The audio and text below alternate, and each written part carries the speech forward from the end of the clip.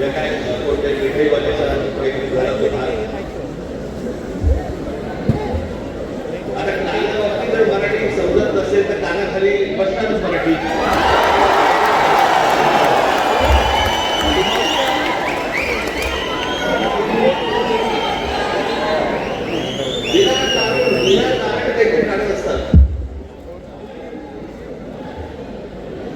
छोटा प्रसंग होता तो.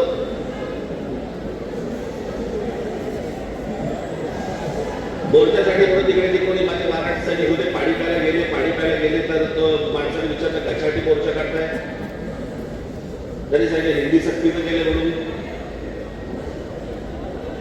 म्हणे हिंदीतच बोलतात म्हणे, सगळं हे सगळं हिंदीमध्ये चालू होतं. त्याच्यामध्ये त्या माणसाच्या अरेरावीमुळे त्याच्याची काय कॉन्फिडन्स बसायची ती बसली.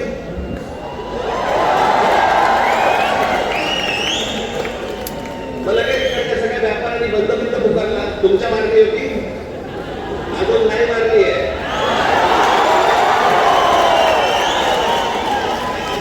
विषय समजून न घेता काय झालंय माहिती नसताना कुठच्या तरी राजकीय पक्षाच्या दबावाखाली येऊन जर तुम्ही हे असले बंद करणार असाल, तुम्हाला काय वाटलं मराठी व्यापारी नाहीये?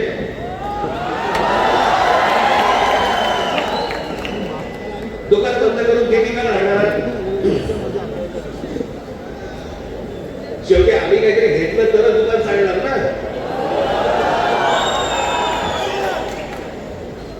महाराष्ट्रामध्ये राहताय, शांतपणे राहा, मराठी शिका. आमचं काही वावडं नाहीये, तुमच्याशी काही भांडण नाहीये. पण मस्ती करणार कसं इथे तर महाराष्ट्राचा दणका बसणार म्हणजे बसणार.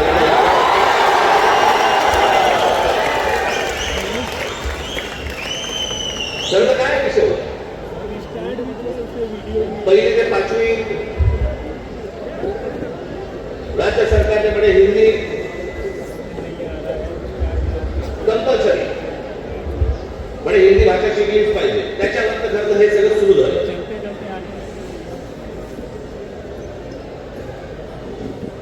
काल आमचे जे मुख्यमंत्री महाराष्ट्र राज्याचे देवेंद्र फडणवीस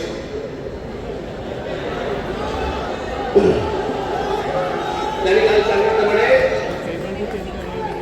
तिसरी हिंदी भाषा आम्ही सक्तीची करणार म्हणजे करणार. आता राज्य सरकारला जर आत्महत्या करायची असेल तर त्यांची बेशक करावी.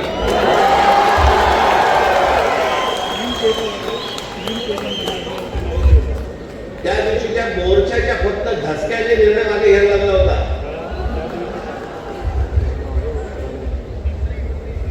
फडणवीसजी तुम्ही सांगताय ना की तिसरी भाषा आम्ही सक्तीची आणणार म्हणजे आणणार. मी आता आपल्याला सांगतो महाराष्ट्रात पहिली ते पाचवी हिंदी आणायचा आपण प्रयत्न तर फक्त करून बघा.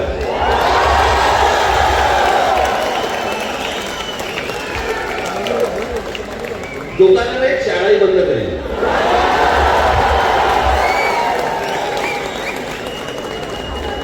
महाराष्ट्र राज्याचा मुख्यमंत्री हिंदीसाठी म्हणतोय,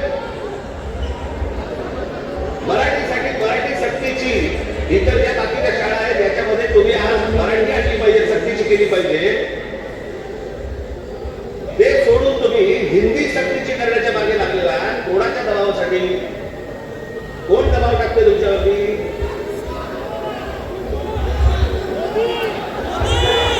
हे केंद्राचं पूर्वीपासूनच आहे, काँग्रेस असल्यापासूनच आहे हे सगळं.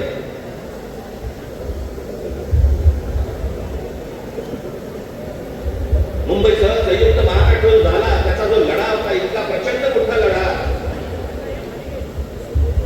हे मुंबई महाराष्ट्रापासून बाजूला करण्याचा डाव होता. तो कोणाचा होता? काही गुजराती व्यापाऱ्यांचा होता आणि काही गुजराती नेत्यांचा होता. म्हणजे एकदा पुस्तक वाचत असताना, आचार्य अत्रेंचं पुस्तक वाचत असताना मला धक्का बसला की मुंबई महाराष्ट्राला मिळू नये याच्यासाठीचं पहिलं जे बोललं गेलं ते कोणाकडनं बोललं गेलं? वल्लभभाई पटेलांनी सांगितलं. मुंबई महाराष्ट्राला देऊ नका म्हणून.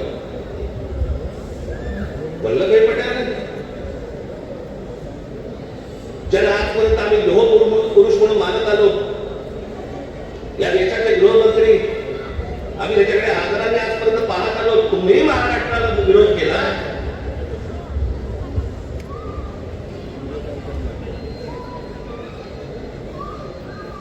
ज्या ज्या वेळेला महाराष्ट्रामध्ये आंदोलन झाले त्या वेळेला मोरारजी देसाई गोळीबार करून लोकांनी ठार मारले होते, मराठी माणसाने ठार मारली होती इथे महाराष्ट्रात. गेले अनेक वर्षांचा ह्याचा मुंबईवरचा डोळा आहे, अनेक वर्षांचा. हे सहज नाही होते सगळ्या गोष्टी. मी त्या दिवशीच्या माझ्या भाषणामध्ये मी म्हटलं ना, हे चाचपडून बघताय, तुम्हाला चाचपडून तपासून बघताय की हिंदी भाषा आणली, बघू महाराष्ट्र विरोध करतोय का, बघू मराठी माणूस पेटतोय का, बघू मराठी माणूस जिवंत आहे का. आणि तो जर शांत दिसला तर हिंदी भाषा आणणं ही त्यांची पहिली पायरी असेल. आणि हळूहळू हळूहळू हळूहळू या सगळ्या गोष्टी करून मुंबई ताब्यामध्ये घ्यायची आणि ती गुजरातला मिळवायची, हे ह्यांचं स्वप्न आहे.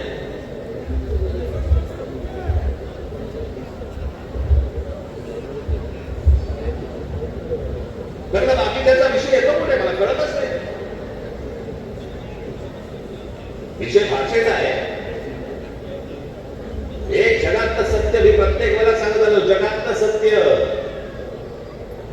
तुमची भाषा वेगळी आणि पायाखालची जमीन वेगळी की तुम्ही कोणीही नसता जगामध्ये, तुम्हाला काही अर्थ नाही. तुम्हाला कोणीही विचारणार नाही. तुमची भाषा टिकवणं महत्वाचं आहे, तुमची जमीन राखणं महत्वाचं आहे. पण हे फक्त मुंबई महाराष्ट्र खास करून मुंबईत काही गोष्ट झाली की ती देशभर चालू ठेवतात हे हिंदी चॅनलवाले.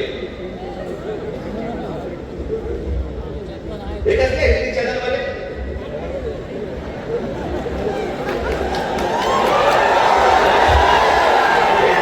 या सत्ताधाऱ्यांच्या चपलेखालची ढेकळं आहे ती.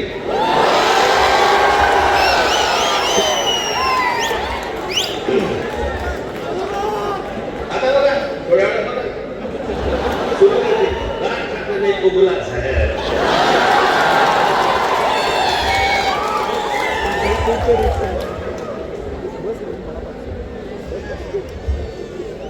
फक्त मुंबईत काही झालं, महाराष्ट्रात काही झालं तर हे सगळे हिंदी चॅनलवाले जाणून बुजून कोणाच्या तरी सांगण्यावरून, कधीतरी स्वतःच्या मनातून, स्वतःच्या रागातून हे पेटून उठतात.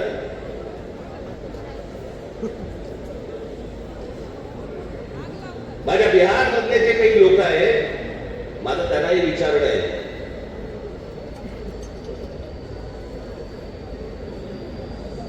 की इथे मी आता आणलंय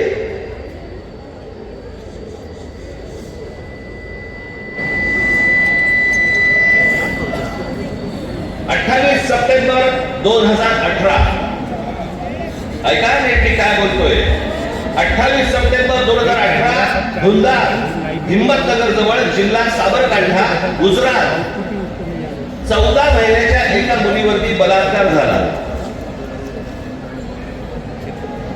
ती मारहाण, त्याच्यानंतर बिहारी लोकांना गुजरातमध्ये मारहाण केली आणि जवळपास मारहाण करून 20,000 लोकांना गुजरात मधनं बिहारांना हाकलून दिले, बाहेर काढले. झाले का बातम्या?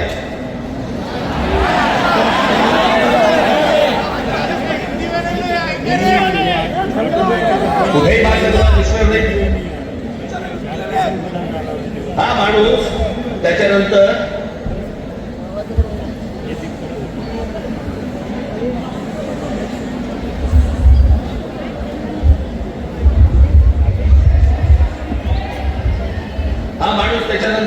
याने भारतीय जनता पक्षामध्ये प्रवेश केला, त्याला तिकीट दिलं गेलं आणि तो आमदार देखील झाला.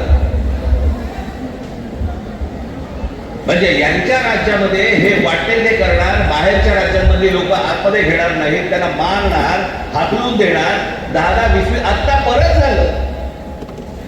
आता परत गुजरातमध्ये झालं आणि बिहारी लोकांना गुजरातच्या बाहेर काढलं. झाल्या बातम्या? नाही झाल्या.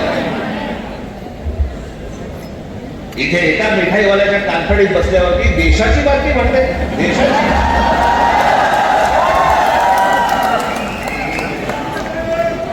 देशामध्ये चित्र असं रंगवलं जातं की बघा मुंबईमध्ये, महाराष्ट्रामध्ये अमराठी लोकांना कसे मारतायत.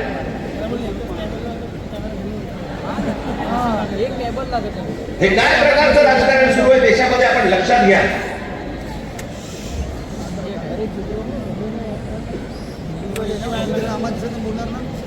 कसली कोणती हिंदी घेऊन बसलो आपण, ज्याला साधा 200 वर्षाचा इतिहास आहे. 200 वर्ष. मराठी भाषेला 2,500 ते 3,000 वर्षांचा इतिहास आहे.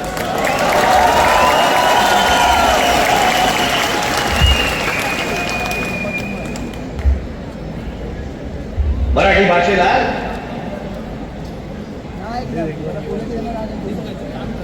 अभिजात भाषेचा दर्जा मिळाला.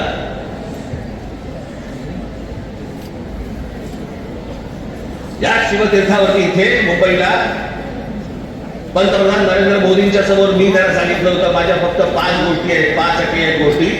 त्यातली एक पहिली, मराठीला अभिजात भाषेचा दर्जा तुम्ही द्या. पंतप्रधान झाल्या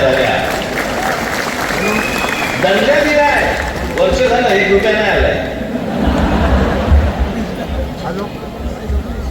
हिंदी भाषेला म्हणजे गंमत बघा, एखाद्या भाषेला जर समजा अभिजात भाषेचा दर्जा द्यायचा असेल तर त्याला कमीत कमी 1400 वर्ष जुनी ती भाषा पाहिजे.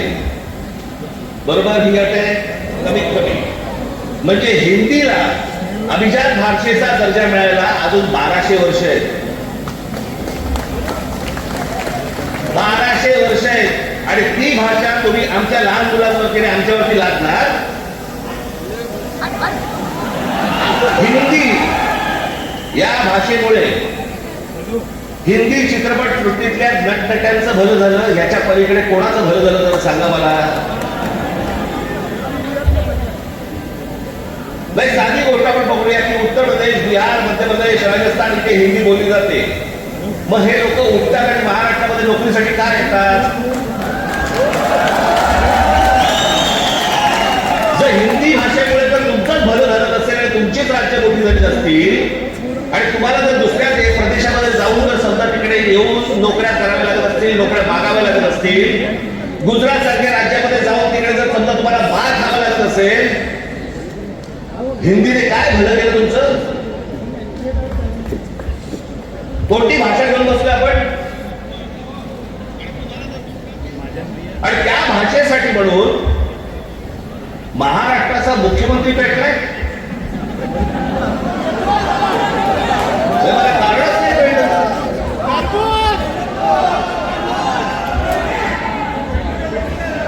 मी तुम्हाला साधी गोष्ट सांगतो, हिंदी ही या देशात कोणाचीही मातृभाषा नाही. हे पहिल्यांदा सर्वांनी लक्षात घ्या. ज्याची काल परवाकडे कानफडीत मातृ करा, त्याला विचार तुझी मातृभाषा कुठची?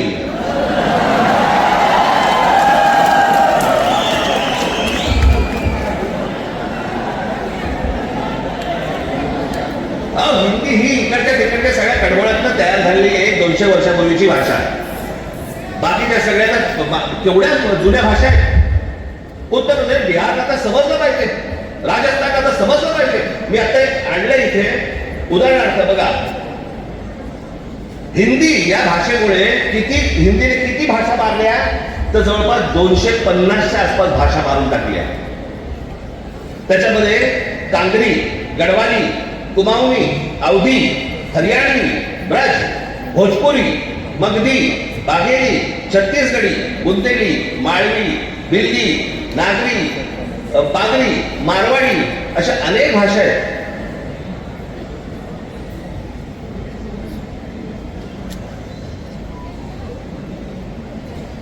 आता बिहारमध्ये त्यांनी ज्यांनी पहिली हिंदी ही भाषा स्वीकारली तिथे आजही 99% लोक मातृभाषा बोलतात, हिंदी बोलत नाही.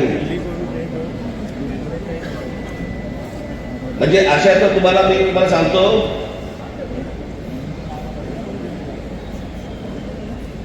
हनुमान चालीसा आहे ना, हनुमान चालीसा ज्याला तुम्ही हिंदी म्हणता ते अवधी आहे, हिंदी नाही.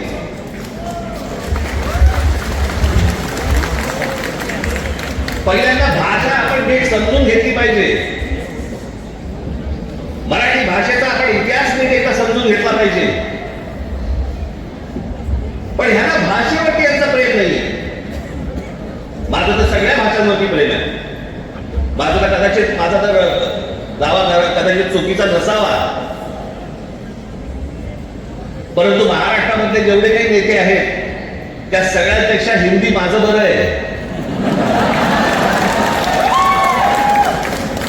आणि याचं कारण माझे वडील.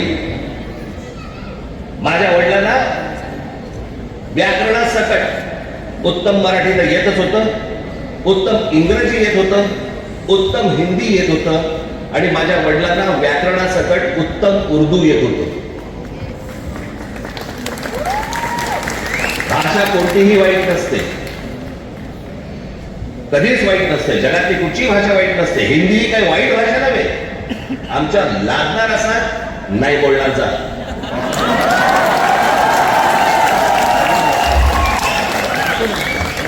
आणि लहान मुलांवरती तर नाहीच नाही.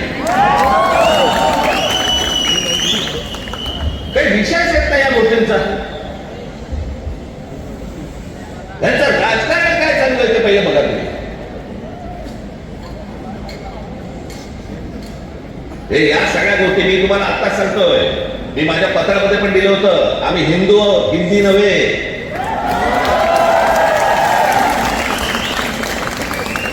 पण हिंदुत्वाच्या बुरख्या खालून जर समजा तुम्ही माझी मराठी संपायला येणार असाल, माझ्यासारखा कडवट मराठी तुम्हाला सापडणार पण नाही.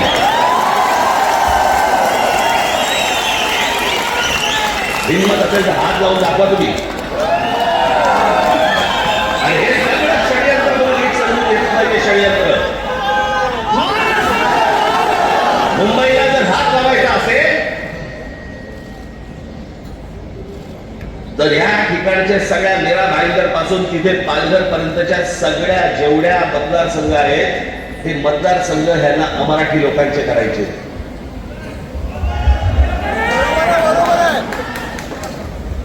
मी गेले 20 वर्ष मी ओरडून बोंबलून सांगतोय, ही नुसती माणसं येत नाही आहे. हे नुसते इमारतीमध्ये माणसं येत नाही आहेत. इमारती उभा राहतात आणि बाहेरची माणसं येत आहेत, इमारती उभा राहतात आणि बाहेरची माणसं येत आहेत. नुसती माणसं नाही येत आहे, हे मतदारसंघ बनवत आहेत. हे मतदारसंघ बनवून तुम्हाला हटवणार, तुम्हाला लांब फेकून देणार. उद्या हे काय सांगणार, अरे बघा ना, आमचाच खासदार, आमचेच आमदार, आमचेच नगरसेवक, आमचाच महापौर. असं करून हे मुंबईपर्यंत पोहोचणार. आणि हा अख्खाच्या अख्खा पट्टा हा सगळा गुजरातला मिळवण्यासाठीचे सगळे खटाटोप सुरू आहेत. हे आज नाही, हे पूर्वीपासून सुरू आहे. पूर्वी त्यांनी तर जाहीररित्या सांगितलं होतं, पण आता कसं आहे, आता हे लपून छपून हळूवार पद्धतीने या सगळ्या गोष्टी सुरू आहेत. हे काय षडयंत्र हे आपण नीट ओळखा, समजून घ्या. हा सहज आलेला माज नाही. हे ज्या तुमच्या अंगावरती येतात आणि तुम्हाला सांगतात नाही मराठी नाही बोलणार, आम्ही नाही बोलायचे, हा जो माज आहे ना, हा माज तिथून आलेला आहे. तिथून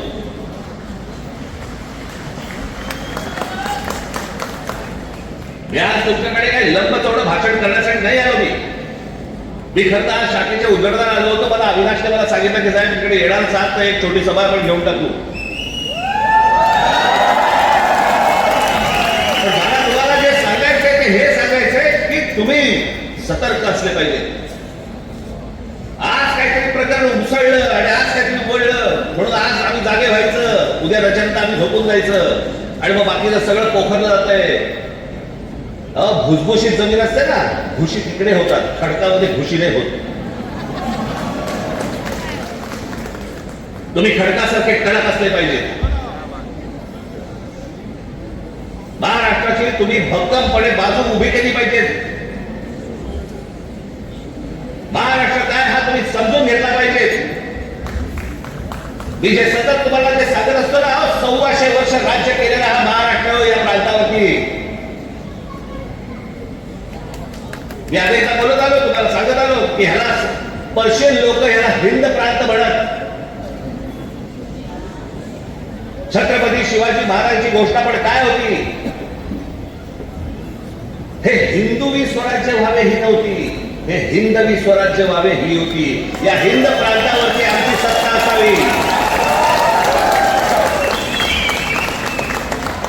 हा संपूर्ण हिंद प्रांत आमच्या हातामध्ये असावा. बाहेरच्या येऊन आमच्यावरती इथे सरकार स्थापन नाही करायची. आम्ही कोणी गुलाम नाही आहोत. या प्रांतावरतीचा अधिकार कोणाचा असेल तो आमचा आहे. आणि 1400 वर्ष या मराठी शाहीने जे राज्य केलं, ज्याला आपण म्हणतो ना आटकेपार आणि झेंडे फडकवले. आटकेपार झेंडे फडकवले म्हणजे काय? आज एक मला असं वाटतं पाकिस्तानच्या वायुव्याच्या नैऋत्येला तो अटक नावाचा किल्ला आहे. त्या किल्ल्यावरती भगवा ध्वज फडकला. ते अटक किल्ला, तो अटकेपार झेंडे फडकवले आम्ही. तिथपर्यंत पोहोचले होते मराठे. तो महाराष्ट्र हदवलाय. तो महाराष्ट्राच्या समोर हात पसरतोय. आम्ही भिका मागायच्या, आम्हाला न्याय द्या म्हणून. तुम्ही या महाराष्ट्राचे राजे, तुम्ही या महाराष्ट्राचे मालक. बाकीची माणसं बाहेर आली ती तुमच्यावरती रुबाब करणार आणि आम्ही हतबलतेने त्यांच्यासमोर बोलणार, अरे नाही नाही भाईसाहेब ऐसा बंद का.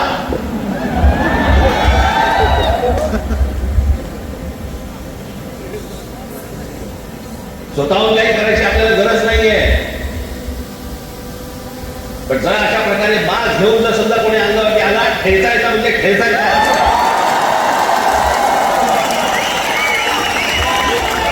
त्या दिवशी तो कोणतरी भारतीय जनता पक्षाचा एक खासदार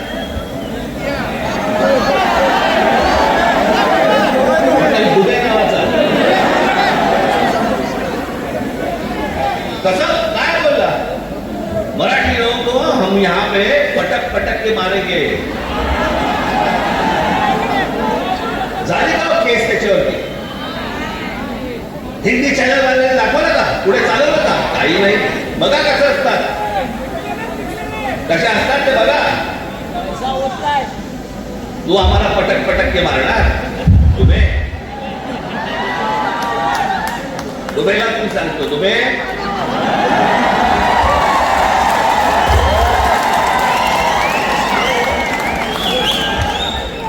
तुम मुंबई में आ जाओ.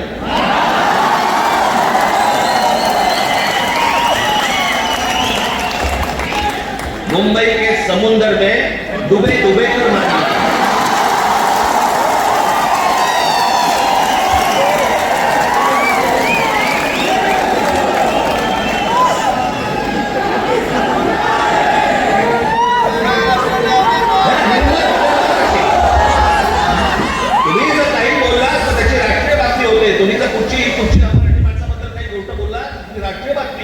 पण हे ज्याला बोलतात त्याला त्यांना माहिती असतं सरकार आमच्या मागे आहे.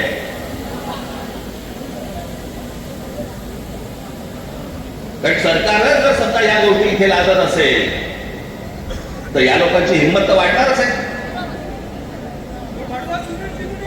एक गोष्ट त्या दिवशी मी सांगितली, पुन्हा एकदा सांगतो, तुमची सत्ता असेल ती लोकसभेमध्ये आणि विधान भवनामध्ये. आमची सत्ता रस्त्यावरती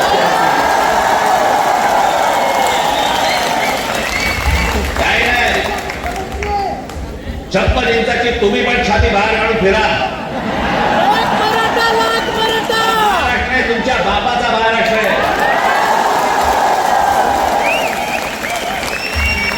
परत कोणी जर महाराष्ट्रामध्ये वेळावाकडे वागायचा प्रयत्न केला, माझा महाराष्ट्र सैनिक त्याचा गाल आणि त्याचा हात या सगळ्या गोष्टींची युती झाल्याशिवाय राहणार नाही.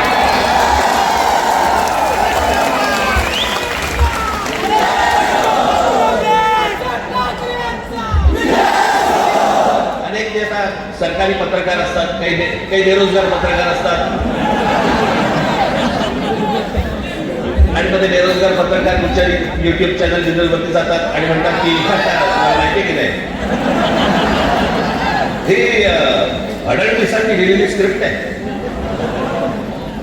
हा कोणता स्क्रिप्ट रायटर आहे मला अजूनपर्यंत कळलेला नाही जो स्वतःचा अपमान पण त्याच्यामध्ये लिहितो, ज्याला हे सगळं मागे घ्यावं लागलं. सगळ्यांकडनं दबाव आल्यानंतर मी हे दोन्ही GR मागे घेत आहे हे स्क्रिप्ट रायटर लिहू शकतो. पण हे काय चालू आहे? हे तुमच्या मनात काहीतरी विष कालवणं सुरू आहे की हे बघा हे आपण सगळं एक येतं, बघा हे सगळं असं सगळं सुरू आहे. कशाचाही संबंध नाही आहे. कोणाशी माझी मैत्री असो, दुश्मनी असो, काहीही असो, एक गोष्ट निश्चित सांगतो, महाराष्ट्राच्या बाबतीत, मराठी माणसाच्या बाबतीत आणि मराठी भाषेच्या बाबतीत राज ठाकरे कोणाची तडजोड करणार नाही. याच्या आधीही केली नाही, आताही केली नाही आणि पुढेही करणार नाही. मला असं वाटतं तुम्ही देखील त्याच पद्धतीने महाराष्ट्रामध्ये राहिलं पाहिजे, जगलं पाहिजे, वावरलं पाहिजे. आणि जे कोणी इथे राहत असतील मराठी लोक, मी त्यांची माझ्या एका मित्राचा दाखला दिला होता, बाकीचे देखील लवकरात लवकर मराठी शिकण्याचा आपण प्रयत्न करावा. आम्ही तुमच्याशी मराठीत बोलू. माझे तुम्हाला सर्वांना तुम्हाला सांगणं आहे, ज्या ज्या ठिकाणी जाल, दुकानात गेलात, बसमध्ये गेलात, ट्रेनमध्ये गेलात, टॅक्सीत बसलात, कुठेही गेलात, जास्तीत जास्त प्रमाणात म्हणण्यापेक्षा कायमस्वरूपी तुम्ही समोरच्याशी मराठीमध्येच बोला, त्याला मराठी बोलायला. आता माझ्याकडे कर्नाटकातला व्हिडिओ आलाय. कर्नाटकामधले तो माणूस तिकडे त्या रिक्षावाल्याला हाकलून देतोय. बातम्या नाही होणार, कारण त्यांचे सत्ताधारी, त्यांची सरकार त्यांच्या जनतेच्या, त्यांच्या लोकांच्या खंबीरपणे पाठीशी उभे असतात. वरती कोणी येऊ अगर न येऊ, हे महाराष्ट्रच फक्त भोगत आला आणि महाराष्ट्रच फक्त भोगतोय. त्याला काय वागायचं त्यांचं त्यांनी वागावं. पण मला तुम्हाला फक्त एवढंच सांगायचंय की तुम्ही खंबीर राहा, तुम्ही कडवट राहा. जर तुम्ही घट्ट असाल, तुम्ही जर खडकासारखे कडक असाल, कोणी आतमध्ये शिरायचा प्रयत्न करणार नाही. आजूबाजूला कोण येतंय, कोण राहतंय, कोण काय करतंय याच्यावरती सतर्कतेने तुमचं लक्ष असलं पाहिजे. एवढीच फक्त आज विनंती करण्यासाठी म्हणून मी आज आपल्यासमोर इथे आलो. आपण सगळेजण इतक्या मोठ्या संख्येने आलात, आपल्याला सर्वांना धन्यवाद देतो आणि फक्त एवढंच जाताना सांगेन, सतर्क करा, सतर्क करा, सतर्क करा. धन्यवाद. जय हिंद.